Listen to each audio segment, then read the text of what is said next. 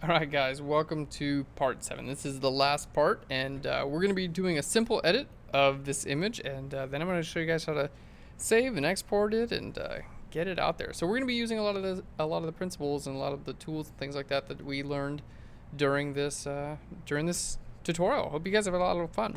So let's just talk about a couple things that I'd like to get accomplished with this. We'll just choose a nice color here. Most of this image I really do like. I just think a couple of things could be changed. This area up here is like, it keeps drawing my attention up that way, and obviously like we want our attention to be right here towards our subject. So like anytime that happens, I'm always like trying to figure out ways to kind of take care of it.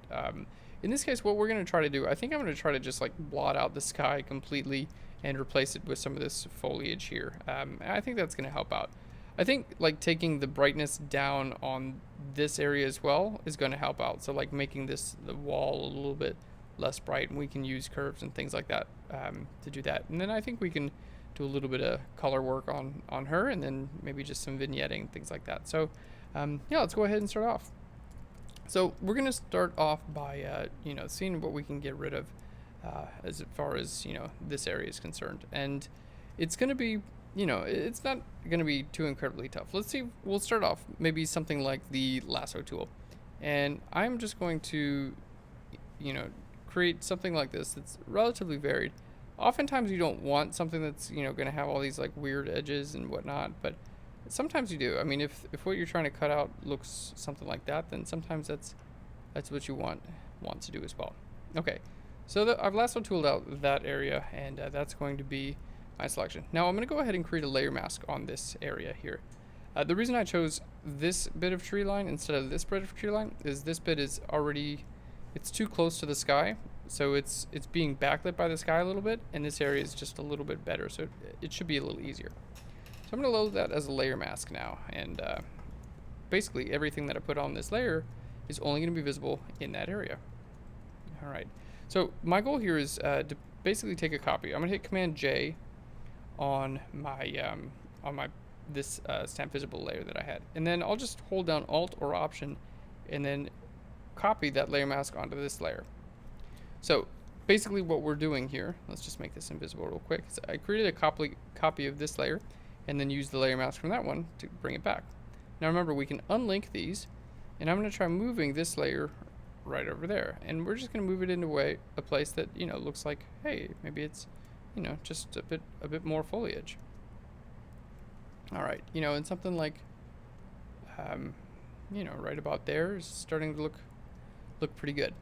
Now, keep in mind, that was just, it's just the same layer. If I hold down Shift, we're just taking this, literally the same thing, and just moving it up that way. So it's not that big of a deal. Now, we can see a little bit of a weird, edge there, because I just used the lasso tool. This is what the layer mask looks like. Kind of cool, but if I want to hold down Alt or Option and click on there, we actually might use one of those filters. Let's go to our filter, and we'll go to our filter gallery here. And let's zoom out. I want to make something that kind of looks like it's going to be, like have a little bit of that. Let's see what we're looking for here. Have a little bit of that like area that's going to look a bit rough on those edges there. Something like that maybe. Or let's see, accented edges or angled strokes. I'm looking for something that's going to really rough these edges up a bit. Spatter, that'll probably do it. All right, spray radius. Let's bring that up again, and then smoothness we can kind of bring down. Okay, let's just see how that looks. Let's hit OK. And that made our layer mask look like that. Now, you can see it blends in. So let's hit Command Z. There's before where you can kind of see the edge, and Command Z, now it just kind of like, it's a little bit more like random and stuff like that. So it's kind of cool. Let's click on this and let's go to filter, and maybe we can just make it look like it's instead of just a spattering, maybe we can make it look like each of those little spatter points are actually doing like this, which would be kind of cool because it would look like little pine straws. Let's click on our layer mask again. We go to filter, blur, and then a motion blur. Okay, and we're gonna change our motion blur to go that way. And now check that out. So our blur is actually like should be That's actually working really well, like way better than I thought. So now this is what my layer mask looks like. Looks like a bunch of like pine needles and stuff, right? So Photoshop is great because it's all just like solving like little cool problems. In this area, I'll want to just go in with a brush and just paint that white right up there. It's all about solving like little cool problems, like, oh, I need a layer mask that's going to look like the edge of a bunch of pine needles, and then I need to fill that. Well, like we just use a combination of different tools and filters and things like that to get us there. And now we have something that looks like, it's just like, oh, cool, yeah, that's how it should look up there. It's cut out really nicely, and it's got that like really nice edge on there. So doing that sort of thing is just, it's just fun to figure out, and it's cool that you can do it. All right, so we took care of that area. Let's go ahead and take care of making this just a bit darker. So I'm going to grab an adjustment layer. We're going to go to curves, and I'm going to bring my white point and just bring that on down just a little bit. Okay, and then we'll bring our midpoint down, and then we'll bring our dark point up just a little bit. There we go. All right, and I'm gonna hit Command I on this, which is gonna invert that layer mask. And then we're gonna zoom in here. I'm just gonna go in now with my brush tool. So B for the brush tool, and I'm just gonna paint white at 100% here. Now this is it's changing the color. You can see here as well, because remember we had a color balance layer. So if I change this from normal down to luminosity, like a different layer blending mode, or color, or saturation, or hue. We could try something like soft light. We'll go back to normal. We can try to put some of this color back in there. All right, because it is, it's making the color not really look as good as it could there. Ideally, what you would want to do is you would want to do all these steps before you actually wound up doing any like color work. So you would want to work on your lights and darks, and even what we just did with the tree. You'd want to do all that before you did any like color balance layers, and that's because the color balance just like they build, and you don't want to have to like go work in reverse like what we're about to have to do basically. All right, but I'm going to try copying that color balance layer directly on top of this layer here, and then using a clipping mask to make the color balance layer only visible where this layer is visible. And I'm hoping that that's going to work out pretty well. But that's often what it is in Photoshop. It's just like, I think that'll work. Let's just try it. If it doesn't, we come up with something else. But if it does, then great.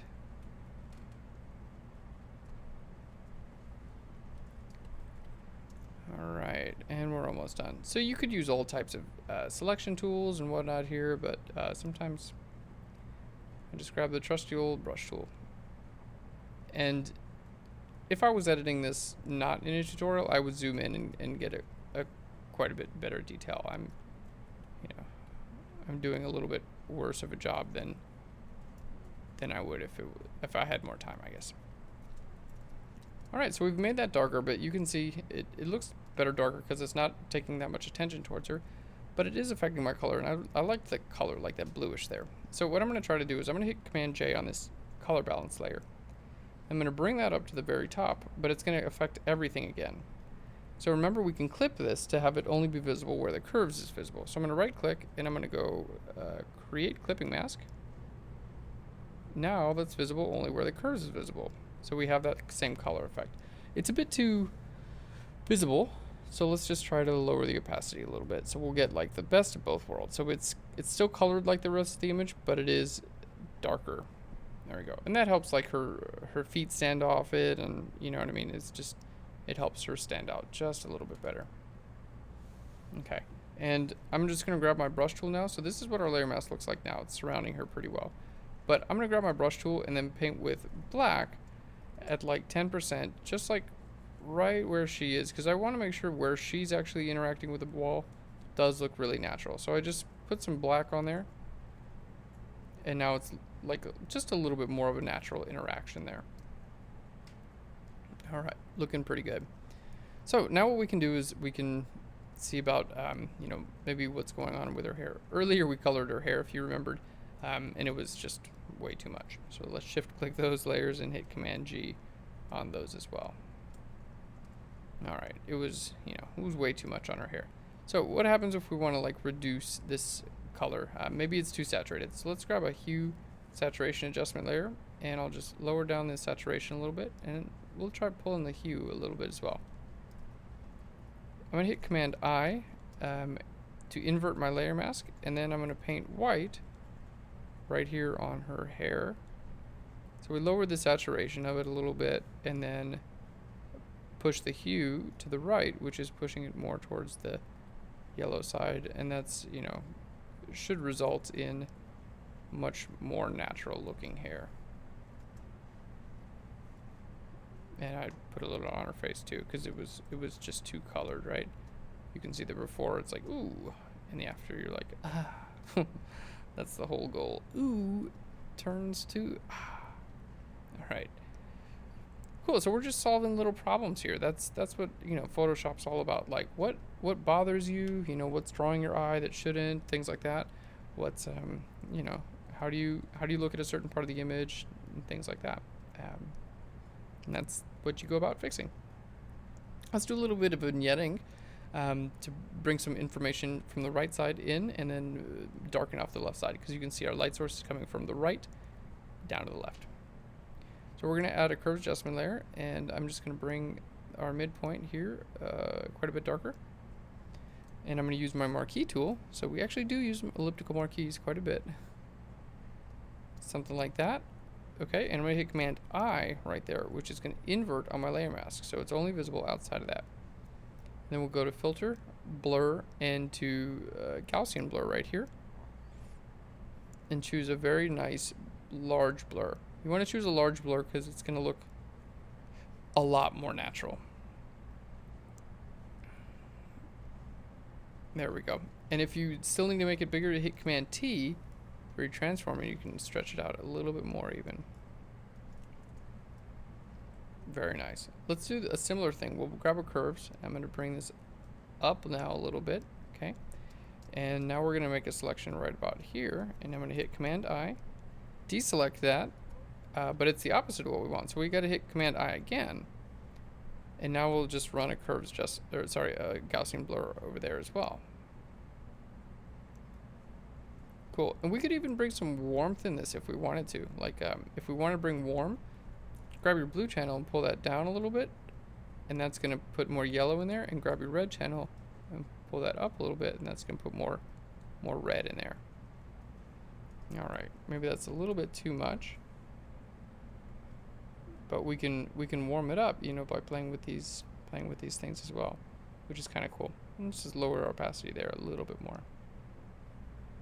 All right, and you know, if we put,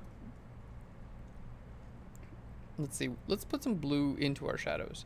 So we made those so dark, but I think if we put a little bit of blue in them, it'll make it look a little bit more natural. Let's pull some red out as well. There we go. And we won't make it so dark. It was a bit too much, wasn't it? All right, so let's look at the before and the after with that. So it's a bit flat, and then we kind of gave it some little point to, like, you know, this is where you're supposed to look. Just gives a little bit more volume, in my opinion, when you do vignetting like that. Very cool. Let's group those layers. So there was the before and after with that. And if you don't like the effect of something, instead of like deleting it completely, just try lowering your opacity a little bit, and then that might be like the perfect balance between things. All right, very nice. Let's just grab a curves or a levels adjustment layer. We didn't play around a lot with levels before, so let's do it here. I'm gonna grab my blue channel, and we're gonna pull this up to put some more blues into my shadows, and then we're gonna pull this guy to put some of those nice yellows into my highlights.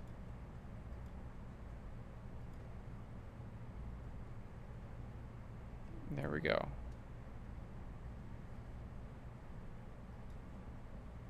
That's looking really nice, huh? Yeah, I really dig this. It's like a classic looking image. Classic pose. Lauren's a very like classic It's like a classically pretty girl, you know. It's not like she's not like too dressed up or anything like that. Just looks good. Let's take care of a little of this hair real quick.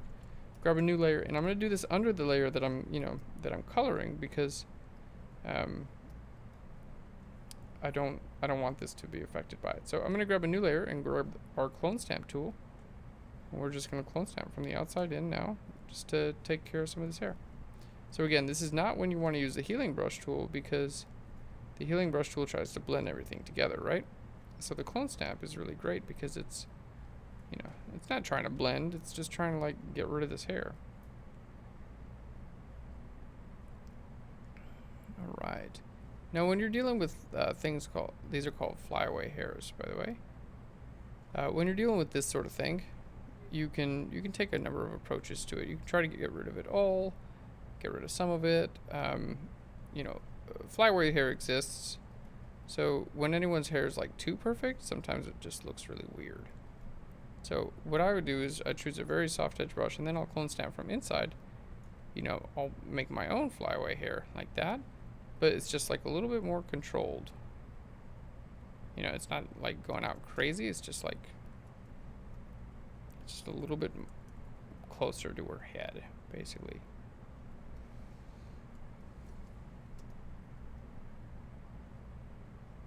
Alright, and we're sampling here and painting, just like we learned how to do early on.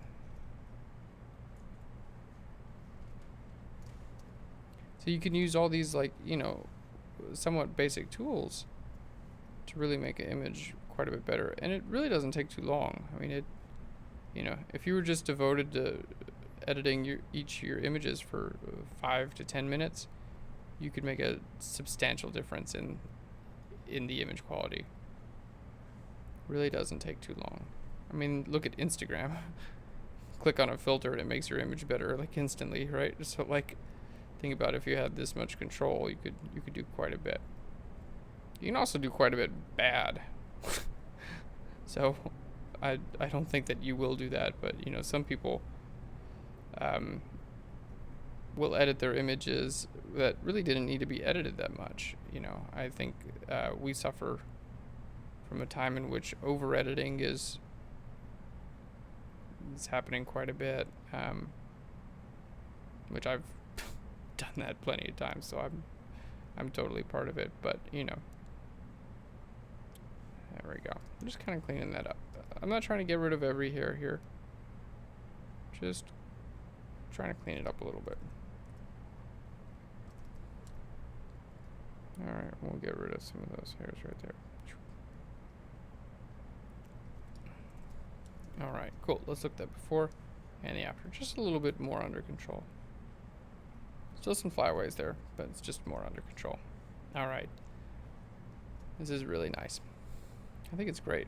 Let's bring our color in there, and yeah, maybe the orange on her skin's just a little bit too saturated.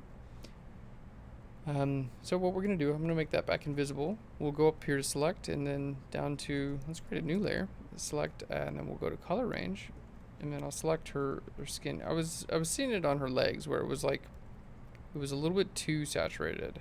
It was like standing out a little bit too much, and not in like a good way, I guess.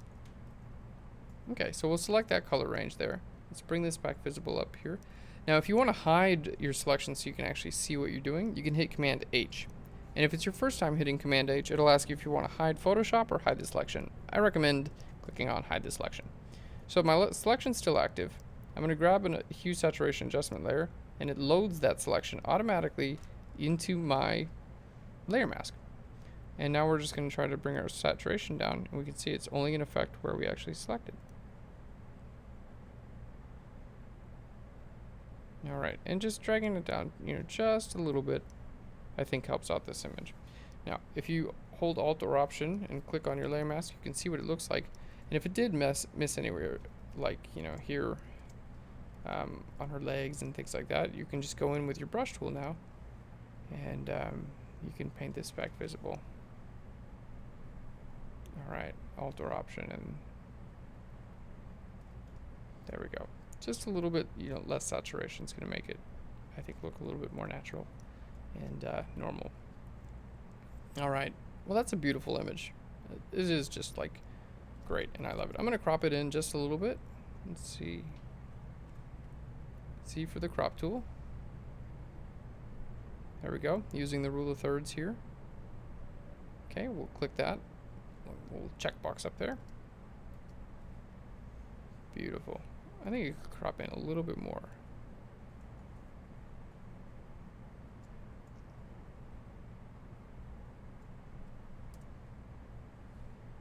Alright, so you don't have to get your crop perfect the first time. You can just change it over and over again, as long as you made sure to not click that delete crop pixels. Alright. And let's just drag that up just a little bit more. Cool. I'm picky about my crops because that's your composition and it's pretty important. So it's okay to be picky. Let's look at the before and after real quick. Hold Alt or Option and click on your original layer. So this is the before and the after. Considering most of what we did today was based around learning how to use the tools, we actually got a pretty cool edit out of it too, which is I'm really happy about. So let's just go ahead and group those, and I'll show you guys how to save and export. So if I want to save this, first thing I'm going to do is hit Shift Command S, which is going to be Save As. Okay, and I'm going to save this in here as, well, as a TIFF, which has layers. So you don't have to use a Photoshop file, a PSD, you can use a TIFF for layers. So we're going to go ahead and save that out. Image compression, none. Okay. And then what that's going to do is basically save our version with this layers on it. So you want to make sure you have that. That's if you want to come back and make any changes, things like that, you always have that. Okay. Then if you wanted to save something, like let's say for the internet, what I would do is, let's get this out of this group here. What I would do is I would create a new layer. Shift Option Command N will create a new layer. And then Shift Option Command E is a stamp visible, which is just everything you see on the layer. Excuse me. It's going to be everything you see is basically stamped on a new layer. And then I'm going to right click on here and go to duplicate layer down to a new document. Okay, because this one I would put on the internet, on the interwebs. And what I want to do is make this smaller. It's still huge. I mean, you know, I cropped in, but this is 100% visibility. Like it's way too big, right? For the internet, it doesn't need to be that big. So we're going to go to image and then down to image size, which we covered earlier. And my width, I'm just going to say 1200, which is still pretty big for the internet, but pretty good. All right, we're going to hit OK there.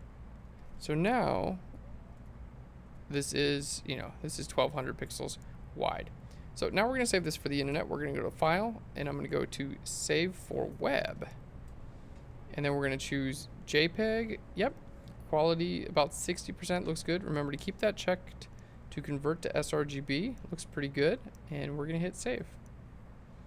All right, and we're just going to put it right here in the tutorial images. I'll put it in this folder. All right. And we'll just call this Photoshop 101 Web. You can come up with your own naming system. There we go, saved. So what we have now is a version with all of these, all of your layers and all of your groups still intact. And then we have a flattened, another document that we've gone out and resized and saved for the web. The reason why I do that is because I've resized it and I saved it for the web and I flattened it and all that stuff.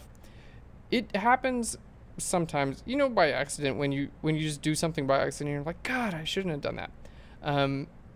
If you work on your original layer and then you flatten it and then you resize it and you save it out and then you quit Photoshop and you're like, what did I just do? Did I just do my original layer, my original image that has all my layers on it? I just flattened it and then, you know, accidentally saved it like that. Then, you know, it's just a prevention for that. Basically, it's a way to make sure that, like, hey, this is the one that's the small one. This is my original, and this is the copy that's a little bit smaller. And now we're good to go. We can upload it on the internet, and that's all we need to do. Well, guys, thanks so much for watching Photoshop 101. I know it's been a big, long journey. I hope you guys have learned a ton and feel very comfortable using Photoshop. And you can see it's not that hard. And now you're ready to take on anything. I do mean that. Thanks so much for watching Florin, guys. I really appreciate it. I'll Florin you later. Bye, guys.